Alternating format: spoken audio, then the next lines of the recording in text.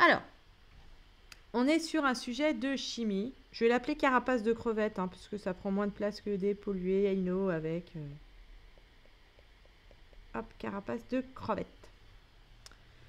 Et on va regarder rapidement, hein, comme on fait d'habitude, on regarde rapidement le sujet. La chitine, polymère crée des carapaces, on nous explique ce que c'est la chitine et on nous explique ce que c'est que le chitosane.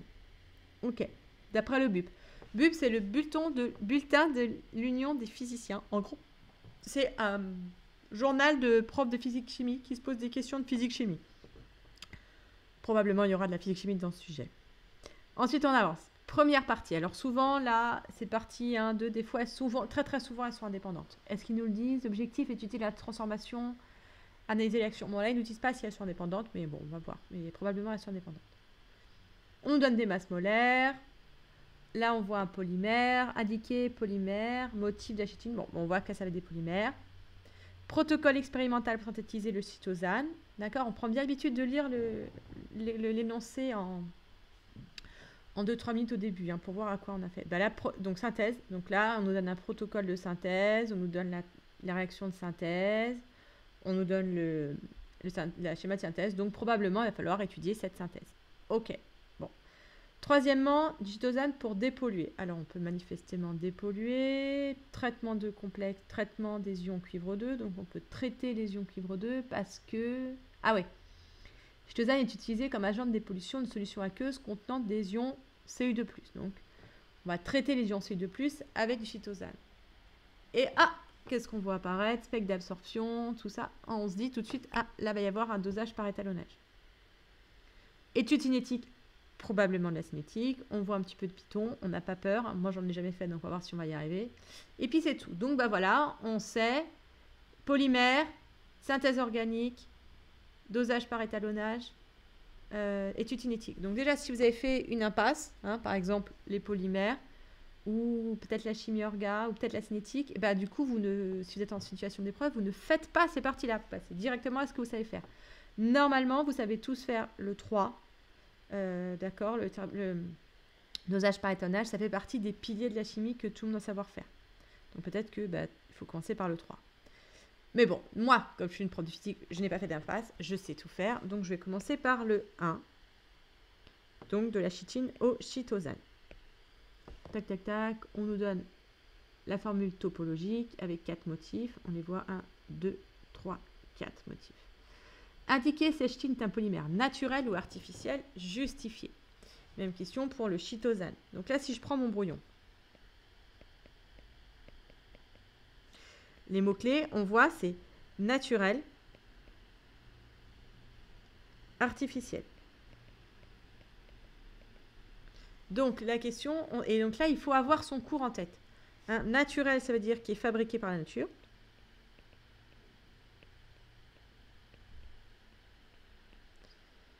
Et artificiel, ça veut dire qui n'existe pas dans la nature. D'accord? C'est non seulement synthétique c'est fabriqué par l'homme, mais en plus quelque chose qui n'existe pas dans la nature. Donc, il va falloir prouver que la chitine existe dans la nature, elle est fabriquée dans la nature, et il va falloir prouver que le chitosane n'existe pas dans la nature. Alors, indiquer si la chitine est polymère naturel artificiel. Il faut voir justement si elle existe ou pas dans la nature. Donc, on va reprendre le petit début là. La chitine polymère, extrait des carapaces des crustacés et animaux à coquilles. On est d'accord que des crustacés et des animaux à coquilles, ça a fabriqué par la nature. Donc, on va mettre la chitine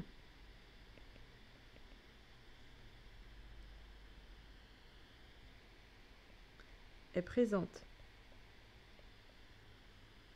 Je vais quand même un peu plus gros.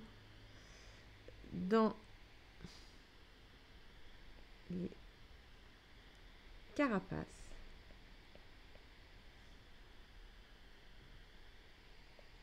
des crustacés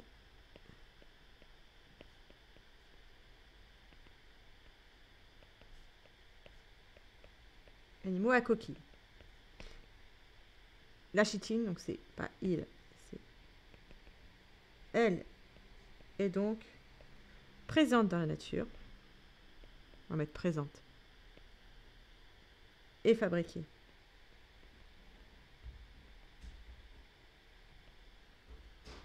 dans la nature. C'est un polymère. Oups. Naturel. Dans ce genre de questions, vous pouvez très vite vous perdre et tourner en rond. Donc, c'est vraiment important de bien donner les mots-clés que le correcteur va attendre. Donc, c'est important voilà, peut-être mettre ces deux petits trucs-là au brouillon. De dire qu'est-ce que c'est que naturel, qu'est-ce que c'est artificiel, pour voir, voilà, avoir les mots-clés que lui cherche. Et pas écrire 3000 phrases qui, en fait, veulent pas dire grand-chose et que le correcteur ne sache pas de quoi vous parlez. On reprend la question. Même question pour le chitosane. Alors, le chitosane, après divers traitements, notamment avec de la soude, elle est transformée en chitosane. Donc, donc, on va montrer, il le dit, après divers traitements, notamment avec de la soude. Donc, le chitosane est issu, est fabriqué en laboratoire.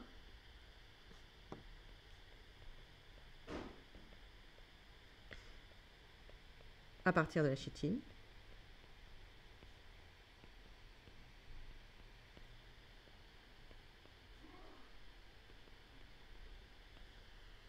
Il n'existe pas dans la nature. Parce qu'on peut fabriquer en laboratoire des choses qui existent dans la nature. Hein. En quel cas, ce n'est pas artificiel, c'est synthétique.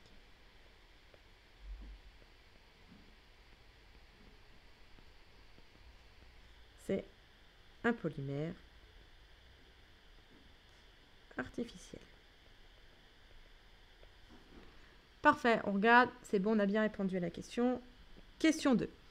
Entouré sur la figure 1, le motif de la chitine. Bah là, il faut savoir ce que c'est qu'un motif hein, dans un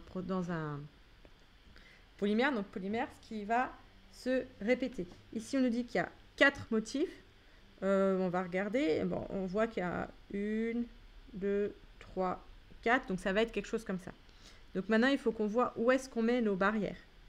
On voit qu'ici, il y a un haut, ici, il y a un haut. Des hauts, il y en a 1, 2, 3, 4. Donc ce haut-là fait partie de ce motif-là. Et du coup, on va bien faire ça, hop, comme ça. Et vous voyez que si ça, je le copie, si ça, sans le haut, je le copie et je le colle 4 fois, j'obtiens bien ce qui est écrit. C'est donc le motif du polymère. Parfait. Entourer le motif, c'est bon. Et bien voilà pour la question 1. Et la question 2, voir annexe. N'oubliez pas de dire au correcteur où est-ce qu'on a répondu. 1, 1. Et donc maintenant, on va être à 2. Et question 1. Protocole expérimental. On nous dit, à l'issue de cette synthèse, 4 grammes de sauce obtenue. On considère que le chitosane obtenu résulte de la transformation. Donc si je prends mon brouillon. Ça, c'était pour la partie 1. Ça, c'est pour la partie 2. On a un protocole. On a M produit. Hein, je prends les grandeurs physiques, égale 4,05 grammes. On considère que le chitosane obtenu résulte de la transformation de l'ensemble des motifs de la chitine. Donc, on peut écrire réaction totale, puisque tout est transformé. Alors, cette transformation peut être modélisée par chitine plus 4H- donne chitosane plus ion éthanoate. Comme c'est compliqué à écrire, on nous donne une notation plus simple pour le chitosane. Voilà, on répète chitosane, chitosane, chitosane. OK. Et on nous donne une banque de réactions qui est assez courte comme banque, puisqu'il y en a une où on voit que quand on chauffe une amine avec la soude, avec une base à reflux, on obtient l'ion carboxylate plus un petit truc qui reste, quoi.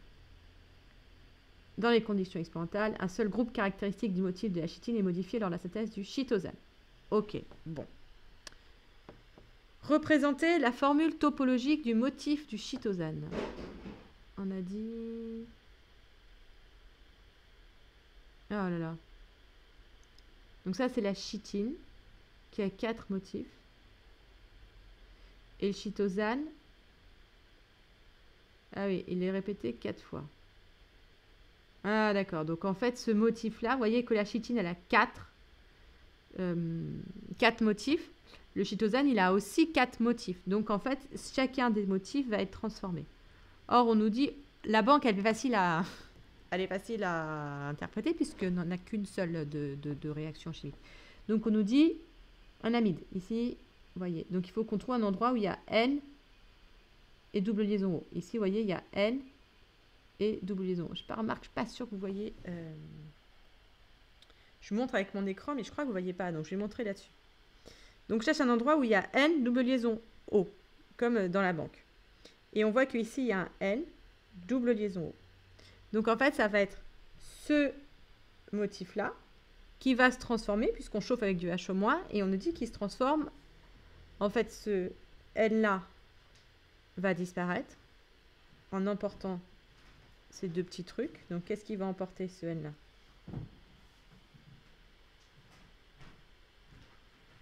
Ah non, il ne va pas emporter. Ouais, en fait, regardez, on a le double liaison O et le N ici. Ce N-là, il est branché à deux choses. Donc, les deux choses qui sont branchées à l'azote, ça va être ça. Donc, ce N, il va rester là. Et vous voyez que le N, il est devenu un NH. Donc, en fait, ça va partir. Clac. Et ça va rester. Quand on regarde la banque. Donc, il va falloir apprendre, voilà, c'est ça, il faut bien comprendre les choses comme ça. Moi, je veux bien répondre à ta question, Solal, mais il va falloir que tu me poses une question un peu plus précise que juste, c'est quoi ça? Ça, c'est une correction de bac, enfin, une correction d'exercice de chimie.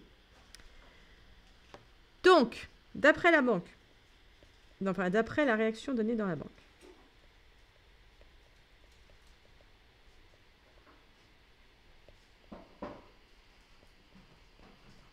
voilà, on dit d'où est-ce qu'on tient nos infos, toujours. Alors, le motif du chitosane. Alors, on a dit, il y a toute la partie qui ne bouge pas. Donc, on commence par O.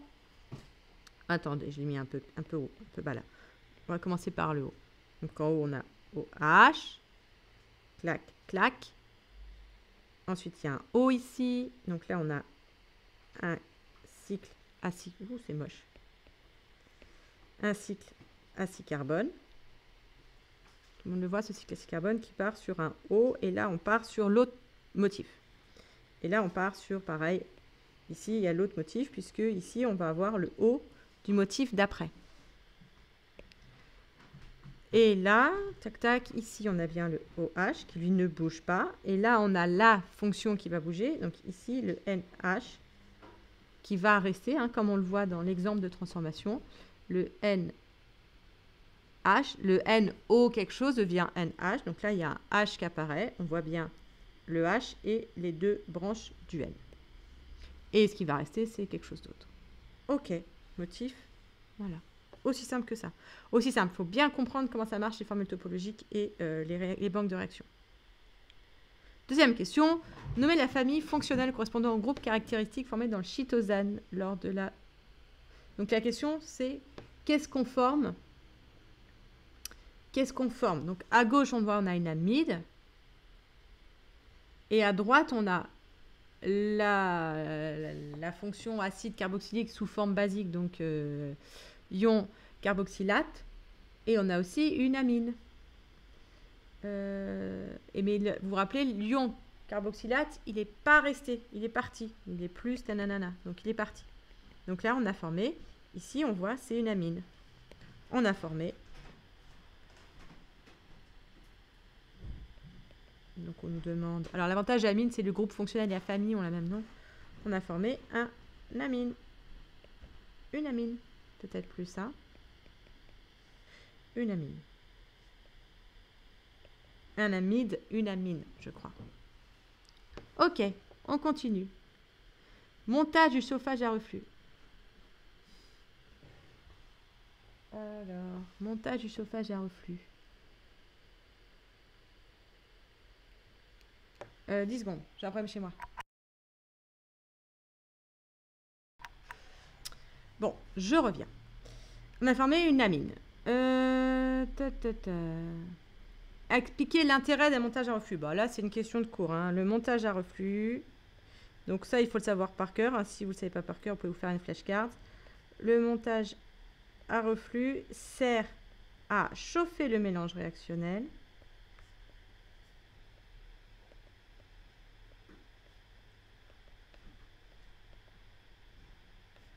sans perte de matière.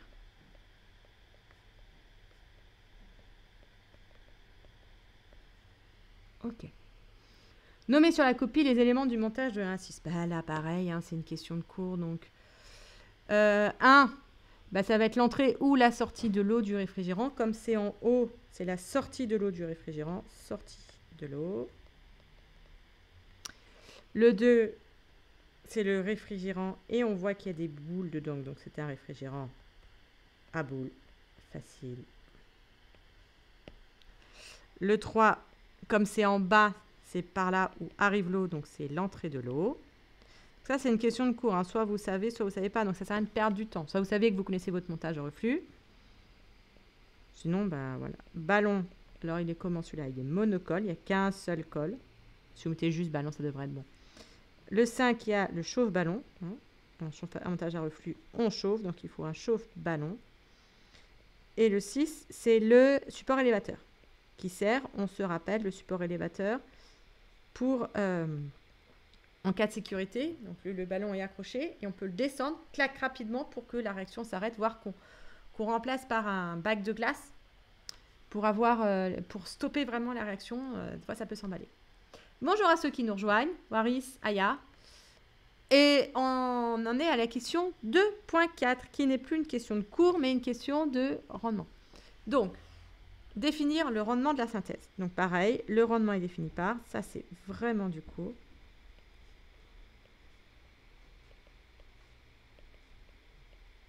Donc le rendement il ne donne pas, donc souvent c'est état. C'est masse obtenue sur masse théorique.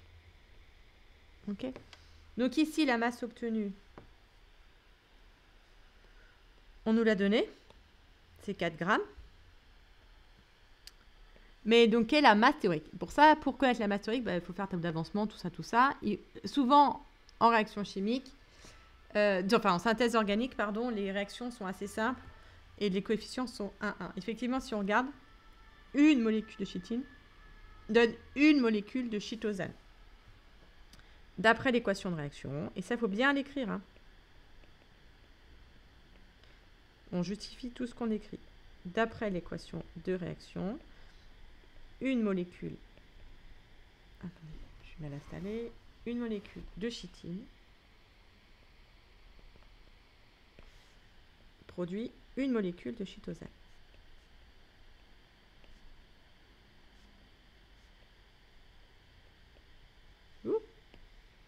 Chitosane.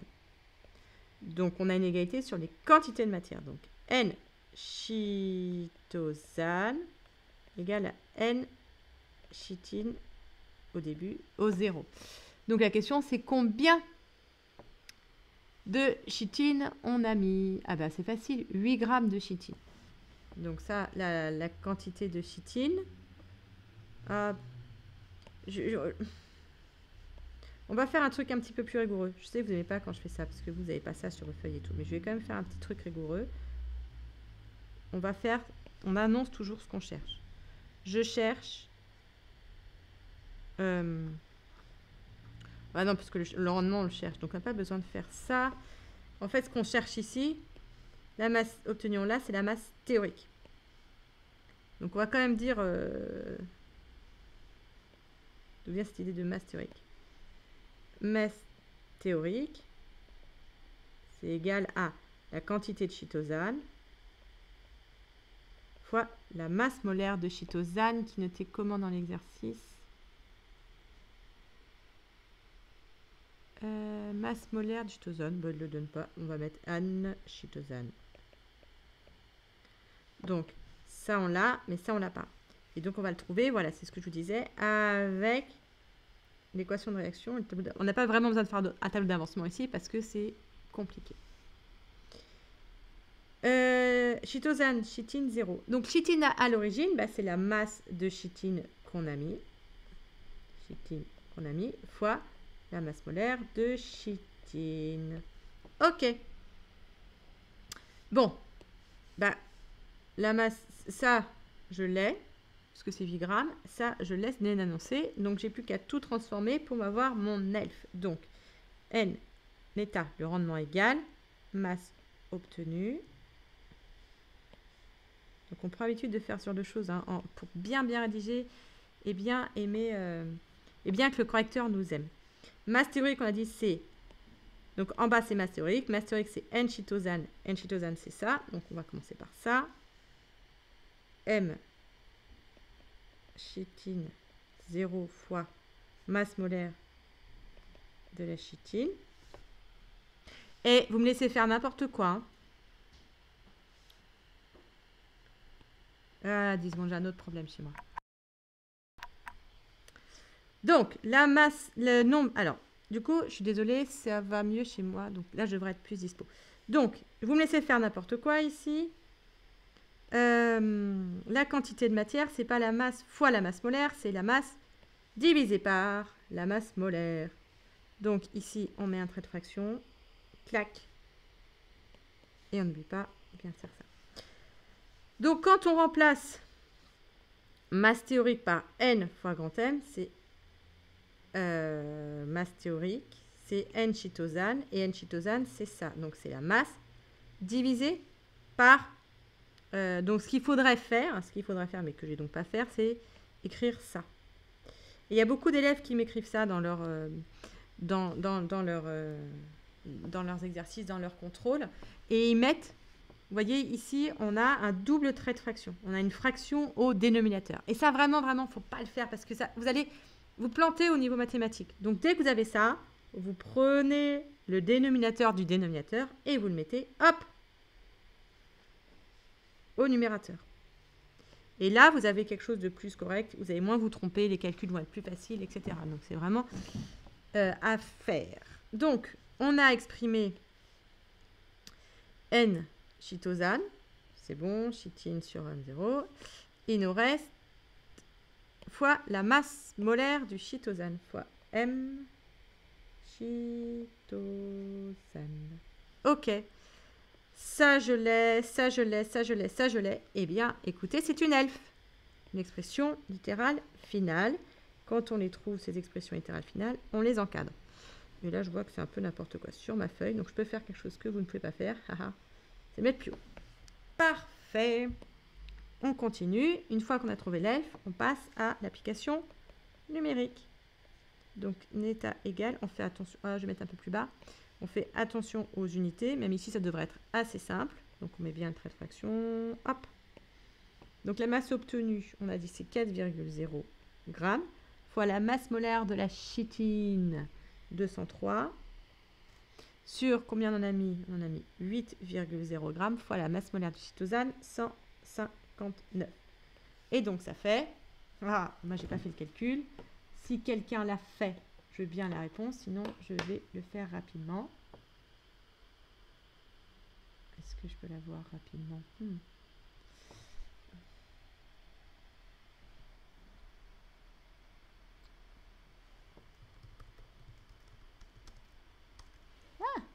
Ouais, avec le...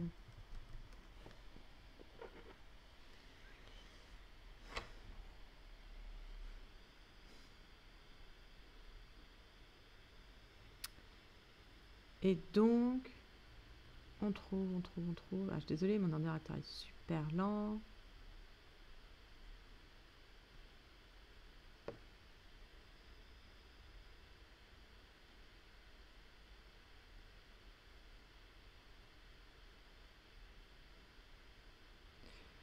« 64%. Hop. On doit 64%. Donc, on est rassuré. On vérifie toujours quand on a un résultat qu'il est réaliste. Ici, on a le bon ordre de grandeur. Ouais, voilà, 0,64. Bien joué, Mathis. En plus, tu trouves pareil que moi. Donc là, ça me rassure sur mon résultat. Donc, on vérifie toujours que le résultat soit cohérent et d'un ordre de grandeur correct. Une synthèse organique, ça a typiquement un rendement entre 20 et 80. Si vous trouvez au-dessus de 80, c'est bizarre. Si vous trouvez au-dessus de 100, c'est que vous avez fait une erreur. Si vous trouvez au-dessus de 80, faut peut-être refaire les calculs. Et en dessous de 10, bon, c'est vraiment une synthèse qui n'est pas hyper utile, quoi, parce que du coup, on n'en forme pas beaucoup. Donc là, on a 64%, c'est vraiment hyper typique. Donc, nickel. On va pouvoir continuer. Et on a fini la partie 2. On avance bien. En une demi-heure, on a fait les 2 premières parties. Il reste la partie 3, que je vais écrire en noir. Hop, avec le bon stylo. Alors, on avait dit c'est pour dépolluer. Alors, utiliser comme agent de dépollution de solutions aqueuses contenant les ions métalliques, comme par exemple les ions Cu2+. Le chitosane peut établir des liaisons avec les nanana. Il forme un complexe qu'on note Cu-chitosane. Ok, donc ça, je vais me faire mon brouillon. Hein. Hop, parce que là, il nous explique des trucs. Donc, on va le noter. Donc, on a Cu2+, plus chitosane. Donne, on a dit Cu-chitosane. 2+. Ok. Alors, ça forme un précipité avec les ions sulfate. Donc là, vous devez connaître les ions sulfate. Ah oui. Et peut être éliminé. Alors, attendez. Ouh là là. Il va falloir schéma. Ce cétone forme un précipité à les ions sulfate et peut ainsi être séparé du reste de la solution, ce qui permet l'élimination des ions Cu2+ liés au calcium, au cuivre. Donc, en gros, si je résume ce qu'on va faire. Ici, on a des ions Cu2+. On va mettre du chitosane. Ça va former du Cu2+, du Cu, chitosane, 2+. Ensuite, on va rajouter des ions sulfate, SO4, 2-, qui vont précipiter. Et donc, en fait, ce complexe-là va devenir Cu, chitosane, SO4. Et donc, il va aller dans le fond. Et donc, on n'aura plus que ici le Cu2+, qui reste, ou le Cu chitosane 2+ qui reste. Mais bon, souvent, je pense qu'on va mettre les ions sulfate en excès. Ce qui fait que il ne restera plus que le Cu2+.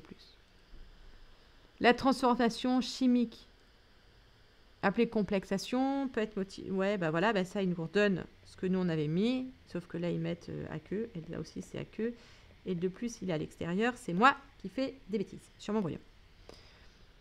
Ok, la détermination du taux d'avancement final de cette transformation. Donc, c'est vraiment cette transformation-là qu'on va étudier. La complexation, c'est quelque chose qui arrive après et qui, manifestement, n'est pas étudié. Et donc, là, on va tester le chitosane et on va voir. On va mettre une solution de Cu2+, SO4, 2-. Et donc là, on ne va pas plus mettre de SO4, 2- dedans. Et on va regarder. Et du coup, voilà, le SO4 est déjà dedans, donc ça va précipiter. On suppose, je pense, que le précipité est la deuxième. On a une deuxième réaction, hein. Cu, chitosane, 2+, plus SO4, 2- égale précipité. Et ça, égale précipité. Et ça, je pense qu'on... Enfin, égale précipité, je vais vous le mettre sur une seule ligne. Et ça, l'énoncé ne nous le dit pas, mais je pense qu'elle est totale, puisqu'on ne l'étudie pas du tout.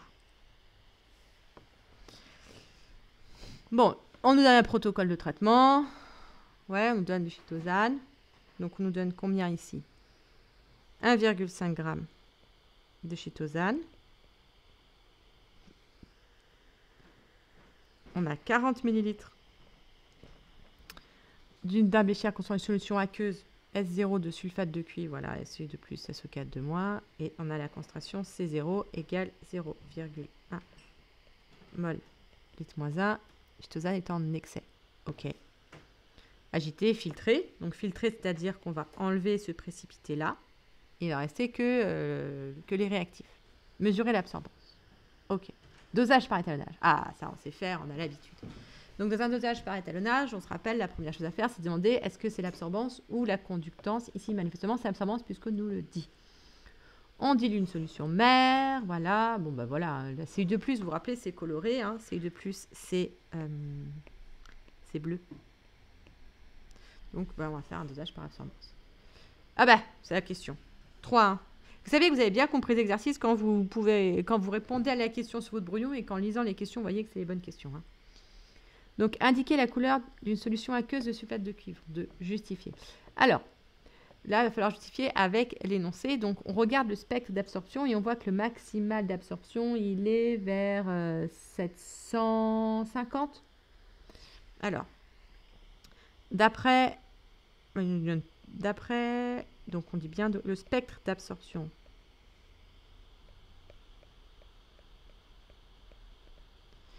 Donné, hein, plutôt que de dire à deux la main, c'est juste une petite astuce. Hein. On voit que la solution, là on est obligé de dire, hein, de aqueuse de sulfate de cuivre, il est un peu pas évident à comprendre, il faut comprendre ce qui se passe cet exercice. Donc si vous êtes perdu, n'hésitez pas à poser des questions. Hein. Solution aqueuse de sulfate de cuivre absorbe dans les longueurs d'onde. Donc on a dit 750, 800. Allez, 700, 800. 800 nanomètres. Ce qui correspond au rouge.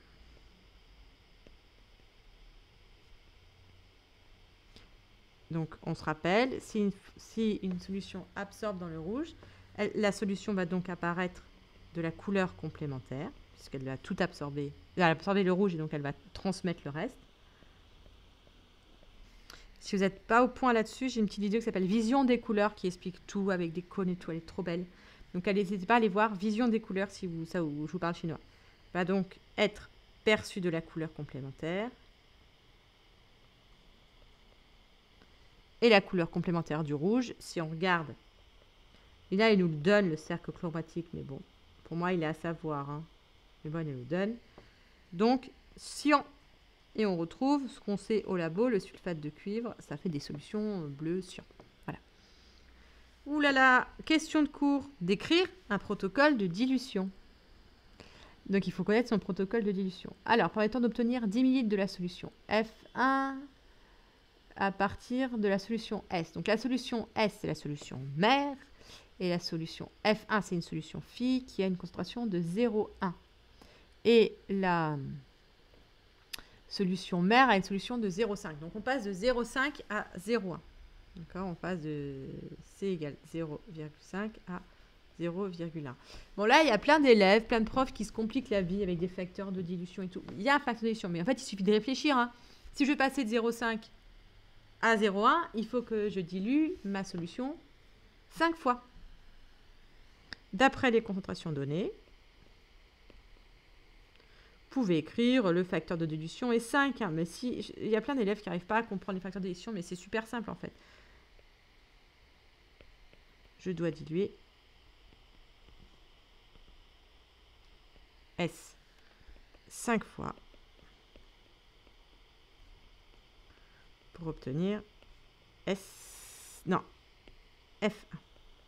Ça va tout le monde? Voilà.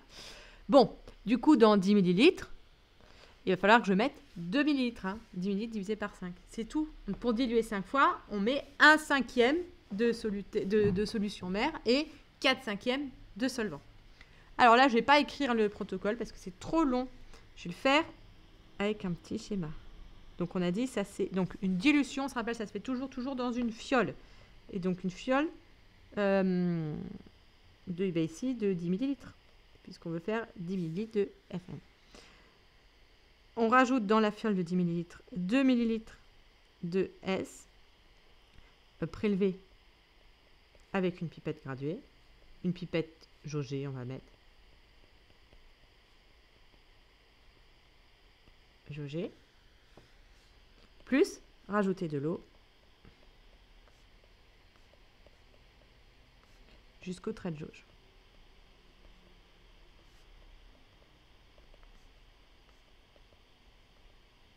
Mais en fait, là, souvent, les élèves, ils prennent peur sur ce genre de questions. Ah, la dilution et tout, mais en fait, c'est hyper simple. Et vous voyez, ça prend 3 secondes. D'abord, on réfléchit. OK, si je vais être de 0,5 à 0,1, bah, je dois diluer par 5. Donc, pour diluer par 5 dans 10, bah, il faut que je mette 2 dans 10. Hein. C'est ça, le facteur de dilution. Hein. C'est pas plus compliqué que ça, c'est une simple proportionnalité. Et l'autre chose, c'est que souvent, les élèves font un protocole en 2 étapes. D'abord, je mets un peu d'eau, j'homogénéise, je vais jusqu'au trait de jauge. Ça, c'est le protocole de la dissolution, puisque c'est important que tout soit dissous avant de rajouter de l'eau. Dans une dilution, enfin de l'eau, du solvant. Dans une dilution, la solution la solution mère par définition est déjà dissoute, puisque c'est une solution. Donc, on peut le faire en une étape, juste rajouter de l'eau jusqu'au trait de jauge. Et ça évite de perdre du temps sur la copie. OK. Alors, du coup, 3.3. Montrer que le taux d'avancement final de la complexation est égal à 0,63. Conclure sur l'efficacité du protocole d'épulsion par H2AN et proposer une méthode pour améliorer cette efficacité.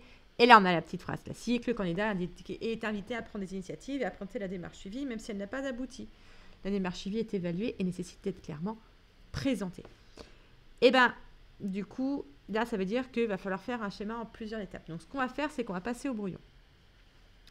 Et on va faire un chemin de résolution. Donc, la question, c'est déjà, qu'est-ce que je cherche? Enfin, vers quoi je veux aller? Donc, ce que je veux, c'est le taux d'avancement. OK. Le taux d'avancement, c'est égal à quoi? C'est égal à x final sur x maximal. D'accord? Ça, c'est le cours, vous devez le savoir. Donc, la question, c'est est-ce que j'ai x max? Est-ce que j'ai xf? Non, j'ai rien. Alors, on va commencer par se demander comment est-ce que je peux calculer x max. Et bien, x max, j'ai tout simplement le calculer avec, on se rappelle, le tableau d'avancement. Alors, est-ce que j'ai l'équation de la réaction? Oui, la réaction, elle est là. Alors, on voit qu'en plus, elle est super simple, cette réaction, parce que là, il y a 1 et là, il y a 1. Donc, les coefficients sont les mêmes. Donc, en fait, il faut qu'on regarde x max, c'est égal à la quantité de matière du réactif limitant. Parce que là, au début, je vais avoir N0, Cu, N0, chitosane. Et après, je vais mettre moins x max. Et x max, bah, ça va être le premier 2 qui arrive à 0. Donc, il faut trouver le réactif limitant. Alors, regardons l'énoncé. Il nous avait dit quelque chose sur réactif limitant. On nous avait dit oui. Je crois qu'il nous avait dit, voilà, dans ces conditions, voilà le trait de protocole. Dans ces conditions, le chitosane est en excès. Donc, le chitosane, il est en excès. Donc, on peut écrire que dans l'intervalle d'avancement, on a N0 de Cu2+, qui est égal à X max. Ok, X max, du coup, c'est ça. Ok, est-ce qu'on a la quantité initiale de Cu2+? On a la concentration et le volume. Donc, je vais pouvoir écrire que la concentration C0, c'est égal à N0 Cu2+, sur le volume qui ne nous a pas donné. Donc, on va mettre VB cher ici. On va mettre V0. Oups, V0. Ok, donc, on avait dit ça, on ne l'a pas. Du coup, ça vient ici. Et le reste, et bien si je regarde le reste, le volume du bécher, je l'ai, c'est égal à 40 ml. Et c'est 0, je l'ai, c'est égal à 0,10 mol par litre. Ah, attends, j'ai une question sur le protocole, Poisson. Protocole, on peut faire un schéma aussi, ou liste à puce, ou les deux. Ben, moi, tu vois, je fais un truc mixte avec un petit schéma et une puce de la liste à puce. En fait, il faut que tu fasses quelque chose de compréhensible et de rapide, d'accord? Parce qu'on peut perdre énormément de temps. C'est des questions qui prennent beaucoup de temps, donc rapide surtout. Donc là, tu peux faire une liste à puce. Moi, je trouve ça plus long que de faire ce petit schéma-là. Et en tout cas, pas faire les deux. Si tu dis une information dans la liste à puce, la redonne pas en schéma et vice-versa. Le but, c'est d'être quand même assez rapide pour pas perdre trop de temps.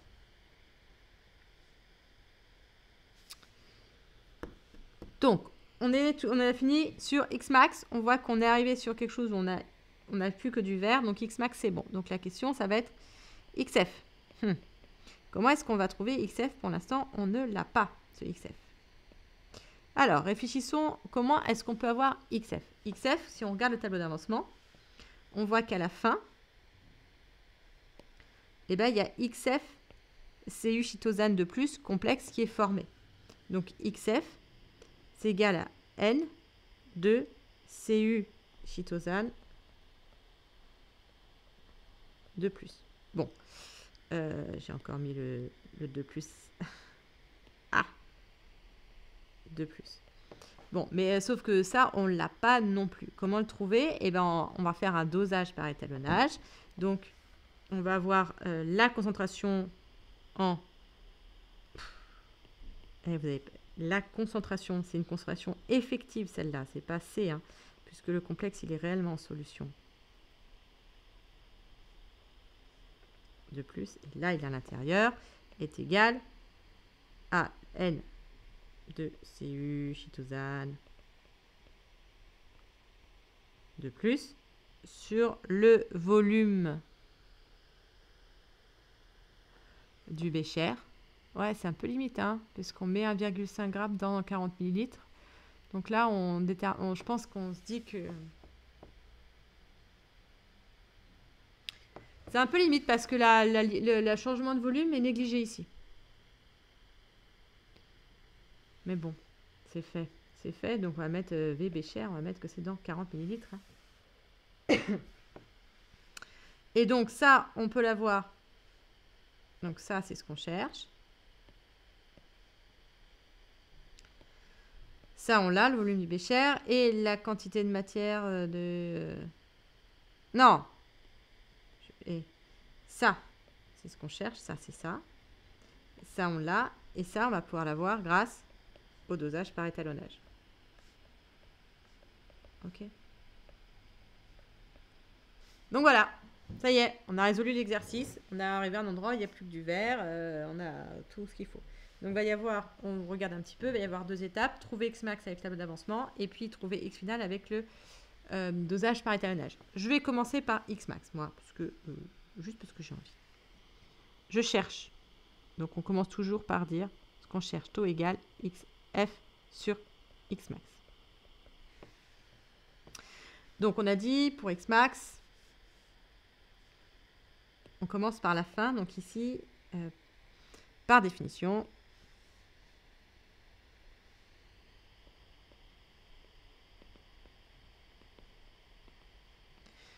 on reprend C0 égale NCU de plus 0 sur V0. Où V0 est le volume du B. Et le volume,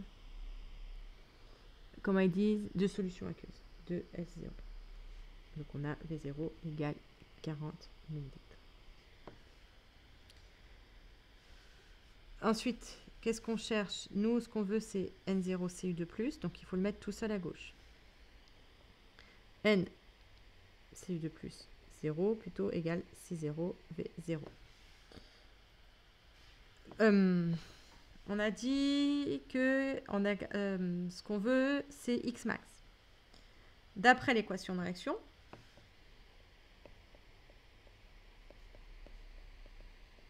oups,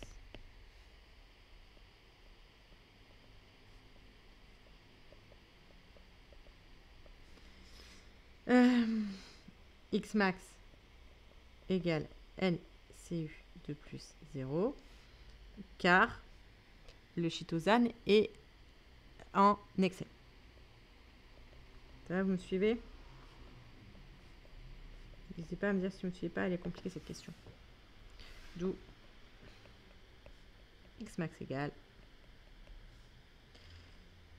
et ben c'est 0, V0. On se garde sur le coude pour la suite. On va passer à XF. Alors, quand on garde le brouillon, on cherche la quantité. Non. Quand on regarde le brouillon, il part, on a dit, du dosage par étalonnage. En bas, c'est le dosage par étalonnage. Donc, on va faire le dosage par étalonnage. Donc, dosage par étalonnage, la première étape, c'est de se rappeler que on va chercher à avoir une droite comme ça, avec des points. Et comme ça. L'énoncé nous donne pas, ça c'est l'annexe, nous donne, Moi, j'ai un peu envie de le faire rapidement, d'accord? Si vous voulez, vous pouvez prendre une feuille de papier millimétrée, tracer la courbe, etc. Moi, j'aime bien gagner du temps. Et donc, je vais le faire en rédaction calculatrice, d'accord? Comme en condition d'épreuve, je vous conseille d'utiliser la calculatrice. Si jamais vous voulez voir à quoi ça ressemble la feuille de papier millimétrée, allez voir dans les banques d'exercices du manuel. Il y en a qui sont faites avec les feuilles de papier millimétrées, et donc vous pourrez avoir une des solutions. Alors,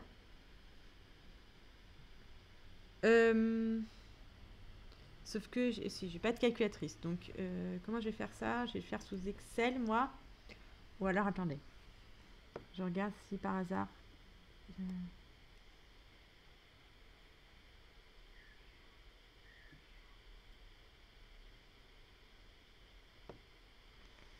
Ok, non. Ah ouais, je suis en train de regarder la correction sur la boule ici, elle est fausse, hein, pour info.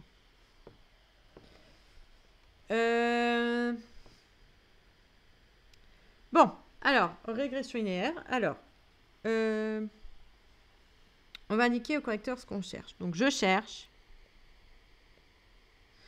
la concentration, on a dit, en CU-chitosane de plus.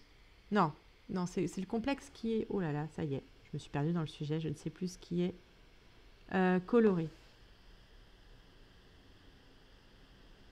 Ah, mais c'est faux ce que j'ai mis. C'est faux. C'est pas ça qu'on cherche avec le dosage par étalonnage. Le dosage par étalonnage, il nous donne la concentration en CU de plus. D'accord? Bon, écoutez, comme on voit que faire un dosage par étalonnage, je vais le faire, et puis après, on va voir comment aller de la concentration en CU de plus à XF. Probablement, il va falloir faire un petit tableau d'avancement, et puis on voilà. Mais on se cherche, donc, on a dit... c'est CF qui est égal à la concentration finale de CU2+, dans le bécher, dans le filtre. Exactement. Alors,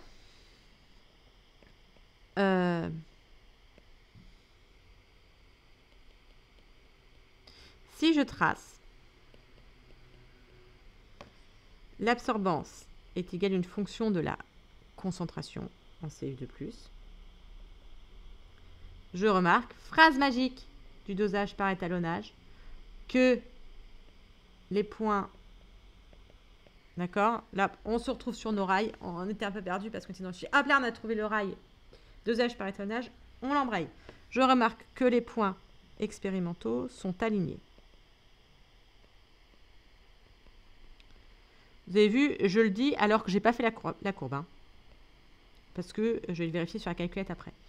Que les points expérimentaux sont alignés et que la droite passant au plus près de tous les points, d'accord, phrase magique à connaître par cœur,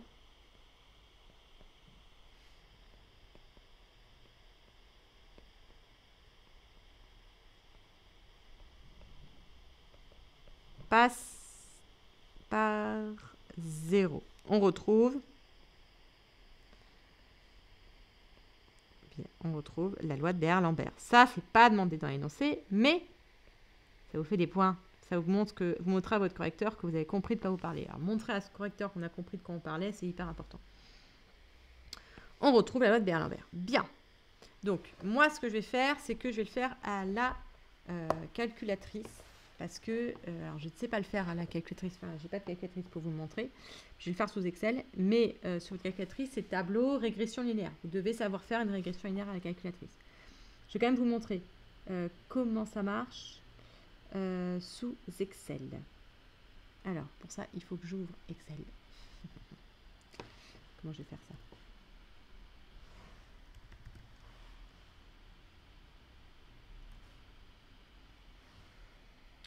Je suis en train d'ouvrir Excel et après je vais vous le projeter pour que vous puissiez voir ce que je fais. Sinon ça va être pas super.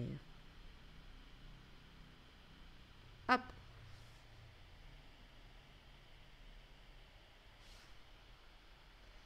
Désolé, mon ordinateur rame un petit peu avec le stream. Ok, Yann, complètement. J'essaye d'ouvrir, il ne veut pas.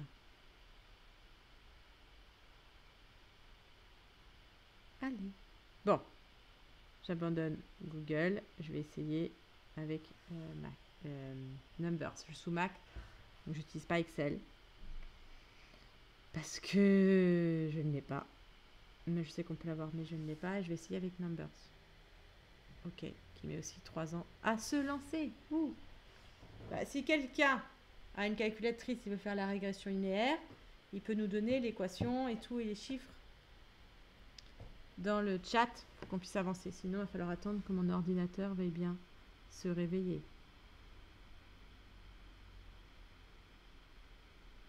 Waouh, waouh, waouh. Ok, on va laisser tomber l'ordinateur. Je vais essayer de le faire avec l'iPad. Voilà.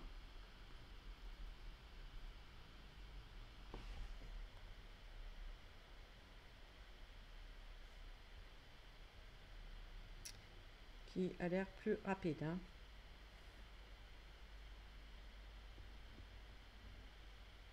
Hop là. Voilà. Bon. Et bon, voilà. C'est beaucoup plus rapide en fait. Donc je vais le faire sur l'iPad. Je n'ai jamais fait de régression linéaire sur l'iPad. Donc on va voir ce qu'elle va donner. Alors, première étape, je vais mettre on va mettre les concentrations là. Donc les concentrations, c'est 0,1. Bonjour, math. 0,1. Ensuite, on a dit 0,05, 0,05, 0,04. Vous voyez rien. Je vais vous le mettre de façon à ce que vous voyez ce que j'écris. Hop, 0,1, 0,05, 0,04, 0,003, 0,02 et 0,01. Parfait.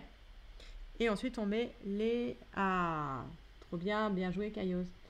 Ça a l'air pas mal ce que tu as fait. 1,13. Si quelqu'un nous dit 0,58, 0,44, 0,34, 0,23. Je vais essayer, comme je suis en train de finir, 0,11. D'accord, comme je suis en train de finir. Mais effectivement, si je n'y arrive pas là, je prendrai ton chiffre, Caillos. Au moins, on pourra continuer. Parce que je vous l'ai dit, je n'ai jamais fait de graphique sur l'iPad. Graphique, ça a l'air pas mal graphique. Oh, c'est pas un graphique quand je veux, c'est un nuage de points. Nuage de points. Ils sont très très moches ces points. Mais ok. Les jambes, petites couleurs, c'est bon. Ah non, mais non. Ok, donc nuage de points. Et vous savez, est-ce que je peux faire une régression linéaire à l'iPad? J'en ai aucune idée. Donc là, on voit que les points sont alignés. Hein, vous voyez, ils sont bien alignés. Bon, est-ce que je peux faire? Non, j'ai pas l'air de pouvoir faire une régression linéaire. Hein. Modifier le graphique. Ouais, il ne nous propose pas grand chose. Bah, je peux pas le faire à l'iPad. Bon, vous êtes deux à trouver la même chose. On va vous faire confiance. Hein. Et puis ça ira très bien. Donc, je vais vous remettre mon truc. Et on va faire la rédaction. Donc, l'idée, c'est de faire une régression linéaire. Voilà, rentrer les points, faire une régression linéaire. Et regardez surtout le R carré de la régression linéaire. Pour bien vérifier que c'est une droite. Bon, là, comme je l'ai tracé, je le vois à l'œil que c'est une droite. Mais idéalement, il faut indiquer à son correcteur qu'on a bien vérifié que c'était une droite. On retrouve la loi de Beer-Lambert. Donc, en effectuant une régression linéaire à la calculatrice, c'est long de tracer les graphiques. Hein. Si vous avez le temps de ne pas le faire, eh ben, ça vous permet de gagner du point. Des points.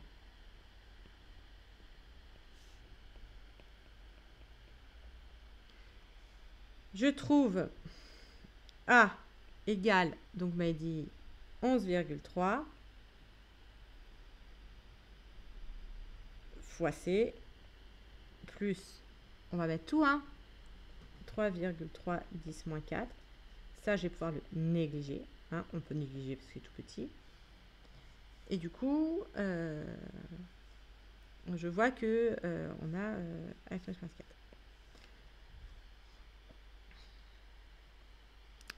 Pour CF, d'où A, F égale 11,3 fois CF. CF égale AF divisé par 11,3. Clac, clac, clac. Application numérique. CF, c'est donc 0,30 sur 11,3. Ça, je peux le faire. Ah, téléphone.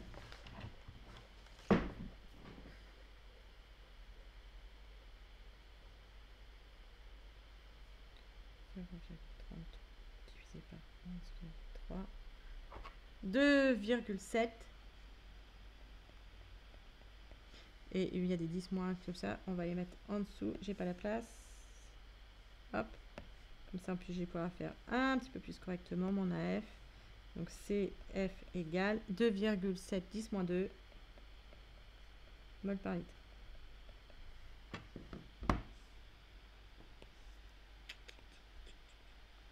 Hop.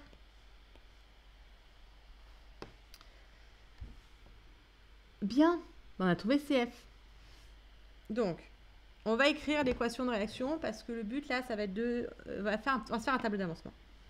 Donc, on a Cu de plus, aqueux, plus chitosane. On n'est pas sûr que ce soit aqueux celui-là, ne nous le disent pas. Nous donne le complexe Cu chitosane de plus. À état initial, on a dit N Cu de plus 0. Ça, on l'a. Chitosane, il est en excès et là, il n'y en a pas. À l'état final, on a NCU de plus 0 moins XF. Ça reste en excès. Et ça, c'est XF. Bon, l'avantage, c'est que CF, ça, c'est égal à CU de plus final. Donc, on va pouvoir faire une égalité entre ça et ça, au volume près. D'où XF égale... Non, on va l'écrire. D'où NCU de plus 0 moins XF. Donc, la quantité de matière, c'est égal à la concentration. Donc, c'est égal à CF fois V0. D'accord? On est d'accord? Là, j'ai juste écrit la concentration, c'est égal à la quantité de matière de CU de plus, donc ce qui reste à la fin, divisé par le volume. Et puis après, j'ai mis dans le bon ordre. N égale C fois V. Et nous, donc, ce qu'on cherche, c'est XF, d'où XF égale NCU de plus 0 moins CF V0. C'est bon? Ben, c'est bon, je crois qu'on a notre XF là. Ça, on l'a, puisque on l'a calculé ici. Donc, on va le remplacer. C0, V0. C'est égal à C0, V0, moins CF, V0. Allez, on va mettre V0. Ah, ok, j'ai compris pourquoi il n'y a pas de problème de volume, parce qu'il va s'annuler. Vous allez voir.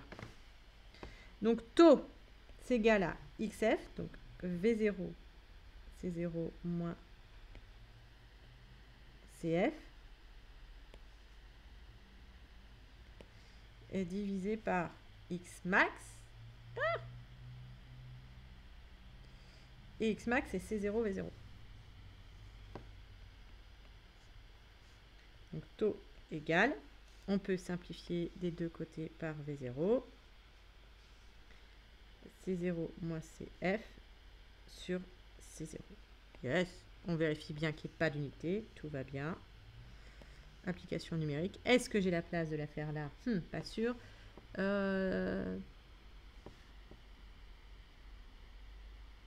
Non, mais CF, je ne l'ai pas. C'est pas du tout une application. C'est pas du tout une... Ah si, CF, je l'ai calculé ici.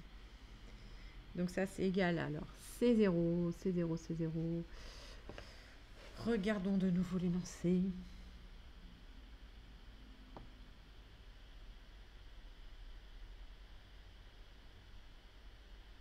Zéro, 1.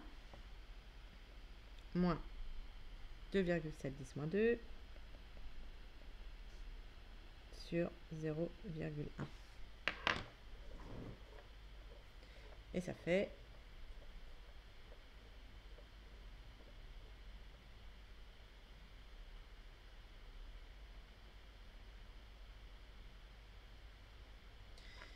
c'est dommage, hein. Je vais faire quelque chose comme ça parce que j'ai pas envie de prendre une nouvelle feuille juste pour ça. Ça fait 0,73. Et pareil, on vérifie, c'est entre 0 et 1. Donc manifestement, on ne s'est pas trompé. Donc la réaction n'est pas totale, mais elle n'est pas non plus anecdotique. D'accord? Il y en a quand même une bonne partie qui va se transformer. Et on a fini pour l'étude, pour la question 3. Pour la partie 3, on va pouvoir faire la partie 4.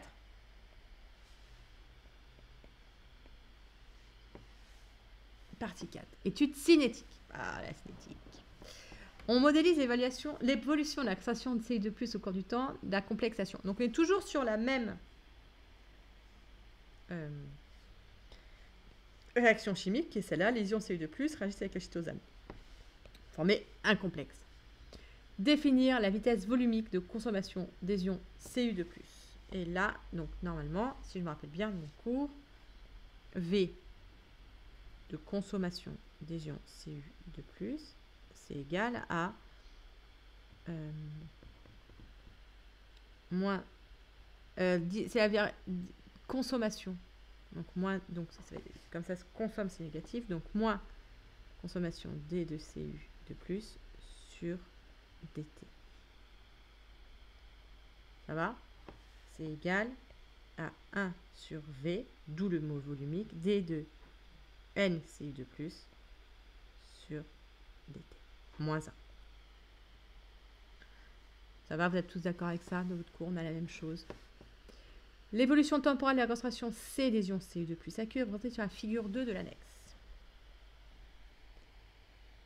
Alors, estimer la valeur de la vitesse volumique. Ça, c'est la question 1. Ça, c'est la question 2.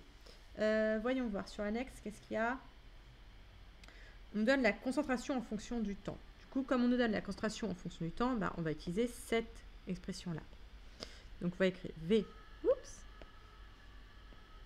La vitesse volumique de consommation des ions CU2+. Alors, je ne vais pas le mettre entre crochets parce que ça va me perturber.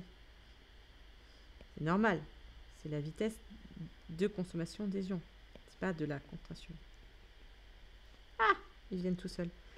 Égal à moins D de CU2+ sur dt. Et là, on fait l'approximation qu'on fait très souvent quand on a besoin de faire les choses graphiquement. Ça, c'est moins delta de CU2+ sur delta T. Enfin, je fais ça, mais est-ce qu'il y a besoin de le faire? Parce que non, on n'a pas de tableau. En fait, on l'a graphiquement. Donc, graphiquement, il suffit de tracer la tangente. Donc, en fait, ça, on n'a pas besoin. Ça, c'est quand on a un tableau de valeur. Ici, on n'a pas de tableau de valeur. Donc, on va dire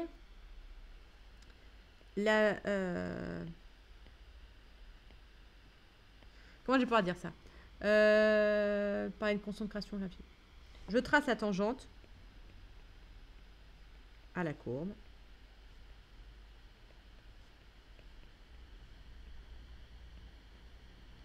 En t égale 10 minutes. C'est ça, on nous demande 10 minutes. Ouais, t égale 10 minutes. Allons-y pour la courbe. Je prends ma jolie règle.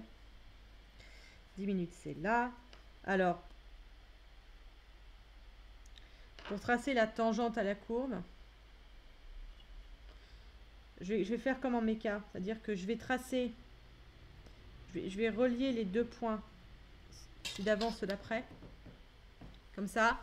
Et je vais dire que ça, c'est parallèle à la tangente. D'accord? C'est pas exactement correct, mais bon, ça va. Et donc là, on a la tangente. Donc maintenant, ce qu'il faut qu'on fasse... Est-ce que j'ai envie de faire comme ça? Parce que là, maintenant, ce qu'il faut que je fasse, c'est déterminer la pente de cette droite-là.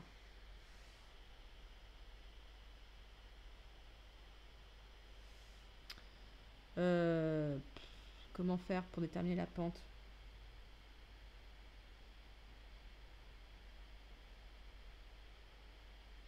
Ben, on va voir, hein, si...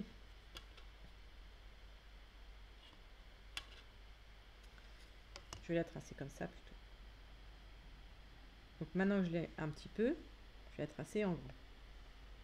Plus facile de trouver la pente. Et la question, c'est combien il perd en 2 minutes. Ben, on voit là que ça part de 14, non, ça c'est 15 du coup. 14, 16, donc là c'est 15. Ça va jusqu'à 15 et ça arrive à 12,9 en 2 minutes.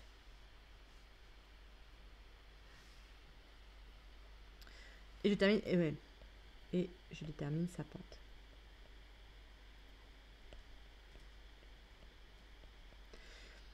Alpha égale. C'est pas exactement la vitesse, la pente, parce qu'il y a le moins qui traîne ici. Donc alpha, c'est égal à la variation sur y sur la variation sur x. Et donc on a dit la variation, je me place entre 0 et 10 minutes et 2 minutes.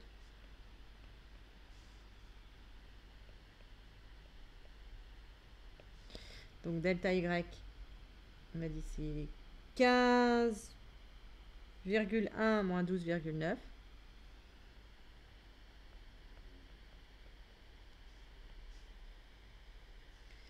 Divisé par 2 minutes. Hein, on aura la vitesse en par minute. Pas un problème. Donc 15,1 moins 12,9, c'est par 2.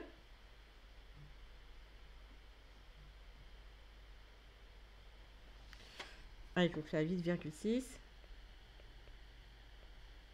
Et donc l'unité, c'est mol par litre par minute. Ah, je vais y arriver. D'accord. D'où. Ah oui, bah non, mais du coup, là, il y a un moins. Ah. Ouais, il y a un moins, là. Il y a un moins. D'où la vitesse de disparition de consommation des ions CO2+, c'est égal à 8,6 mol par litre par minute. Je me suis trompée dans les unités. Minute, c'est pas M. C'est MIN. Hop, hop, hop, hop.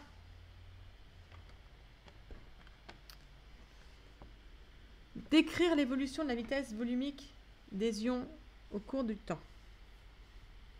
Alors, attends, je vais juste mettre sur le graphique, là, les points dont on s'est servi. Il veut pas. Les points dont on s'est servi pour faire notre calcul, pour bien montrer au correcteur que j'ai compris ce que je faisais. Alors, bah, on voit que avant 2 minutes, là, la pente, elle est plus pentue, et là, bah, elle est moins pentue. Donc, au fur et à mesure, la vitesse volumique diminue. Je ne suis plus sur la question. Ça, c'était la 4.2, donc là, j'en suis à la 4.3.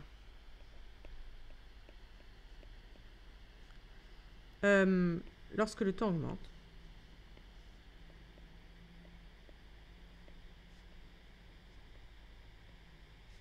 lorsque l'axis augmente,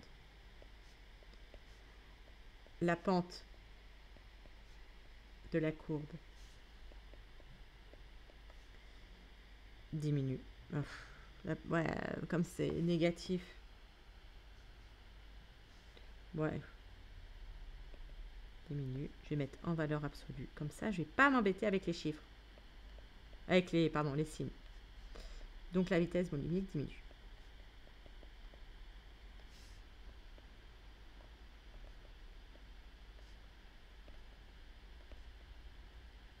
D'accord. Proposer un facteur cinétique à l'origine de cette évolution. Bah, là, on se rappelle que plus les concentrations sont élevées, plus la vitesse est grande. Donc, au fur et à mesure que les réactifs sont consommés, bah, ils sont moins présents. Du coup, la vitesse diminue. Comment je vais pouvoir dire ça? Proposer un cinétique à l'origine de cette évolution. La concentration, on va pas s'embêter, est un facteur cinétique. Et même le, oui. Bon, et on va reprendre est un facteur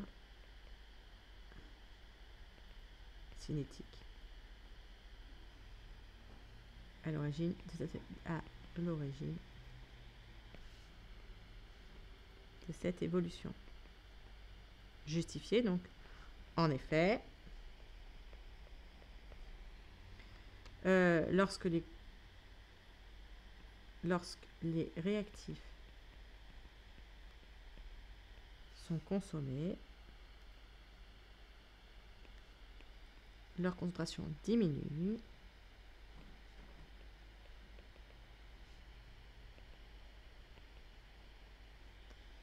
Et donc la vitesse aussi.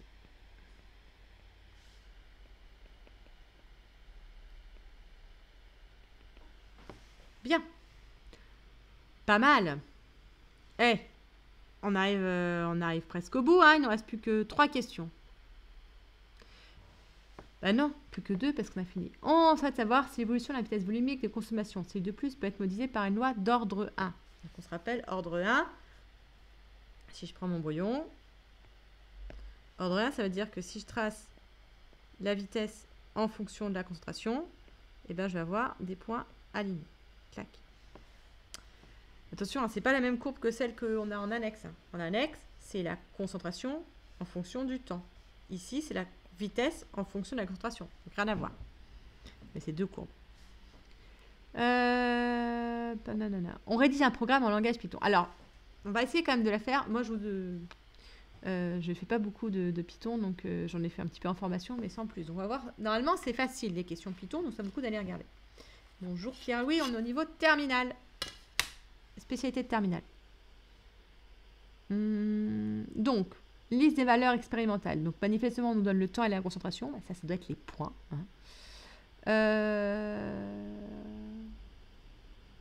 Voilà. Ensuite, V. On doit définir des valeurs. V, T, I. Tant que I varie. Bon, il nous donne des trucs. Expliquer. Je vais essayer de comprendre la question déjà. Expliquer en s'appuyant sur l'extrait de programme proposé pourquoi le calcul des vitesses volumiques de consommation de lésions CI2+ aux différentes dates réalisé par ce programme est une valeur approchée. Ah, pour ça, il va falloir comprendre comment est-ce qu'il calcule la vitesse. Ah, alors vous voyez, c'est dommage que j'ai pas le sujet. Vous voyez, il y a marqué V, donc T2.append T de II, donc ça c'est les temps. Il crée une liste avec les temps, je pense. Et V égale append 2. Et donc là, on voit la formule qu'il a pris pour la... vous voyez, il n'y a pas besoin tellement de comprendre Python. Il suffit de regarder ce qu'il a pris comme formule pour V, puisqu'il le met V. Oui, Pierre-Louis, c'est un sujet de bac qu'on est en train de corriger. Donc, il nous met bien que la vitesse, c'est C de I plus 1 moins C de I sur C de I plus 1 moins T de I. Et donc, vous voyez qu'en fait, il ne calcule pas une dérivée ici. Il fait un delta divisé par 2. Je vais le rédiger. Peut-être que ce sera plus simple. En regardant le programme, d'après le programme, non, plutôt le programme défini,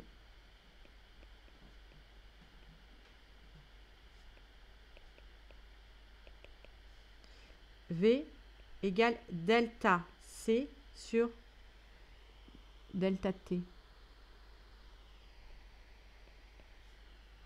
Et ça, c'est... d'accord? Parce que c'est égal à... voilà, c'est ce que dit le programme, delta C. Or, V, la définition exacte de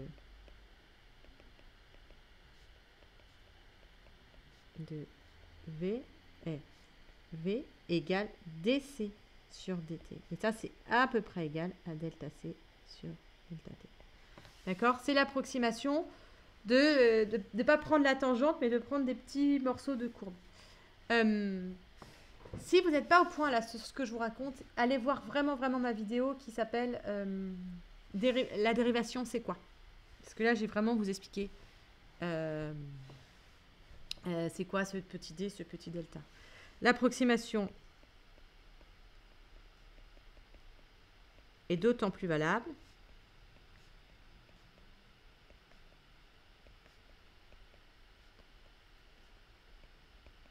que les intervalles sont courts, voilà, sont petits. Voilà. Indiquer si la complexation des ions CO2+ peut être modélisée par une loi d'ordre 1 justifiée. Trop bien. C'est la dernière question en plus. Franchement, on va le finir vite ce sujet. Bonjour Abil Skull. Ou Abil Skull peut-être, mais... Ouais, Abil Skull. Allez, je t'appelle Abil Skull. T'arrives pour la dernière question. Loi d'ordre 1. Donc là, on a bien... Alors, je remarque que sur le graphique, les points sont alignés. On commence toujours par ce qu'on voit. D'accord? Et dès qu'on veut montrer qu'il y a une régression linéaire, bah, c'est la phrase magique sur le graphique. Les points sont alignés. Ah tiens, on peut même remettre la phrase magique.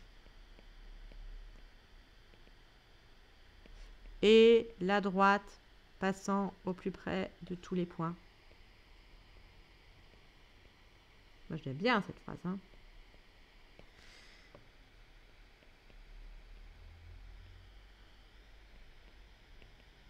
Passe par 0.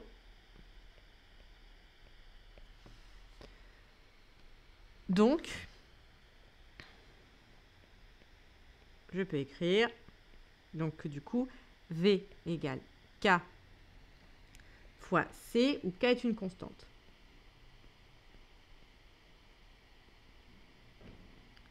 Et V égale K fois C, ben ça, on retrouve bien.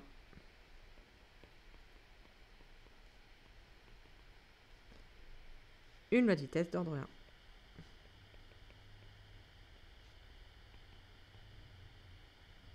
Tadam! Et puis voilà, on a fini le sujet. Donc là, on a fini le sujet en 1h40, sachant que j'avais au moins 20 minutes de retard avec cette histoire d'ordinateur. Donc en 1h20. Donc en 1h20, j'ai eu le temps de faire la correction. Donc normalement, à l'écrit, c'est beaucoup plus rapide. À noter, donc là, n'oubliez pas de faire vos relectures. Hein. Une fois que vous avez fini vos sujets, on fait les relectures avec les différents thèmes de relecture qu'on a déterminés avant.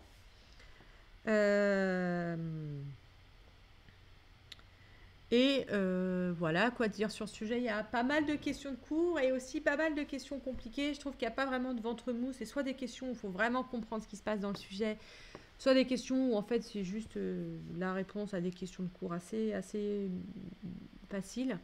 Donc là, pour choper des points sur le jeu d'épreuve, ce qu'il faut vraiment, c'est repérer toutes les questions de cours et les faire à fond. Notamment ici, sur la question compliquée du chitosane, celle-là, avec, je vais vous le montrer aussi sur le sujet, là, avec la fameuse petite phrase, le candidat a indiqué, cette phrase qui montre que c'est une question difficile. Pas hésiter à au moins faire ce que vous savez. Vous savez qu'il y a un dosage par étalonnage. Allez, bim, on s'enfile le dosage par étalonnage, la phrase magique, la détermination de la concentration. Même si vous savez pas quoi en faire à la fin de cette concentration, au moins vous l'avez trouvé. Il y a moyen que les 3/4 des points soient là-dessus. Donc, il ne faut pas hésiter à mettre des choses comme ça. Et voilà. Mais là, ce qui est vraiment compliqué sur pas mal de questions, c'est faire le lien entre le sujet et son cours, sachant qu'il y a plein d'endroits où, voilà, quand on regarde le brouillon, hein, la réaction, ce qui se passe, la réaction, elle est simple parce qu'il y a 1,1, mais bon, il y a du chitosane, il y a de la chitine, il y a plein de choses qui peuvent se mélanger. Il y a des ions sulfates en plus qui sont là, mais qui ne sont pas là, mais qui sont là, mais qui sont en fait là, et puis, enfin bon, un peu compliqué. Donc,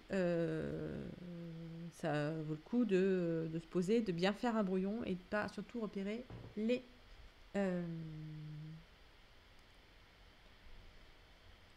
repérer les questions de cours. Voilà. Donc, moi, je vous laisse. Le replay, sauf si vous avez des questions, Dans quel cas je peux répondre à vos questions. C'est des questions un peu sur un peu tout. Vous n'êtes pas très nombreux, mais si vous avez des questions, profitez-en. Sinon, le replay est disponible sur le Discord pendant 15 jours. Donc, n'hésitez pas à aller voir le lien vers le Discord est indiqué. Il est épinglé. Et il y a un live spécial demain à 20h45 sur comment gagner des points physiques, puisqu'avec l'annulation du bac, eh bien, les notes de physique sont devenues plus importantes, parce qu'elles servent à la fois pour le bac et pour Parcoursup. Il n'y a plus l'épreuve pour compenser ça. Et donc, comment faire pour gagner des points sur sa moyenne, puisque je pense qu'il y en a beaucoup qui se posent cette question. Donc, j'y réponds demain à 20h45. Voilà, je vous laisse. Je fais un petit tour sur le Discord si vous avez des questions, parce que là, vous n'avez pas posé dans le chat. Donc, si ça vous revient, je vais être sur le Discord, pas forcément très longtemps, parce que moi aussi, j'ai envie de passer un peu de week-end, mais voilà, un petit peu, si vous avez du temps. Voilà. Eh ben, je vous remercie